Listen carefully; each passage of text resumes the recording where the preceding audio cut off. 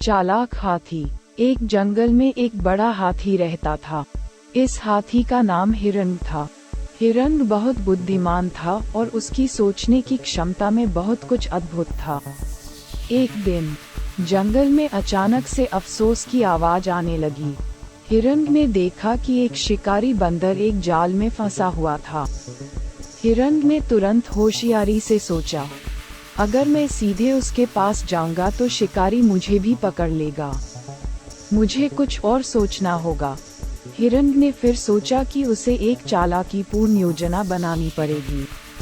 वह एक बड़े सा बंदर के पास गया और बोला, भैया, मैंने सुना है कि शिकारियों की जुबान में बहुत कुछ छुपा होता है जो हमारे लिए बहुत लाभकारी हो सकता है।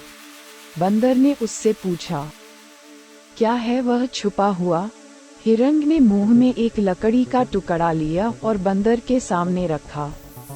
फिर उसने कहा, इस लकड़ी को छुपाकर रखो और जब शिकारी आएगा तो तुम उस लकड़ी को उसकी जुबान में डाल दो।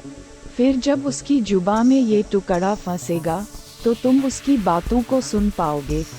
बंदर ने हाथी की बात मानी और उसने लकड़ी को अच्छे से छुपा लिया। कुछ समय बाद शिकारी वाकई आया और बंदर ने उस लकड़ी को उसकी जुबान में डाल दिया।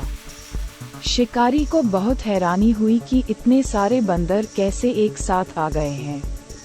बंदरों ने शिकारी से मिलकर कहा, हमने यहाँ एक सुंदर सा सोने का पत्ता खोजा है, आप भी देखें। शिकारी ने सोने के पत्ते को देखा और बहुत खुश हो गया। वह बंदरों के साथ अपना सामान छोड़कर सोने का पत्ता देखने के लिए चला गया। बंदरों ने हंसी में डालते हुए कहा, चालाकीपूर्ण योजना ने काम किया। हिरण्य ने बंदरों को धन्यवाद दिया और उसने भी शिकारी के खिलाफ बंदरों के साथ मिलकर एक योजना बनाई।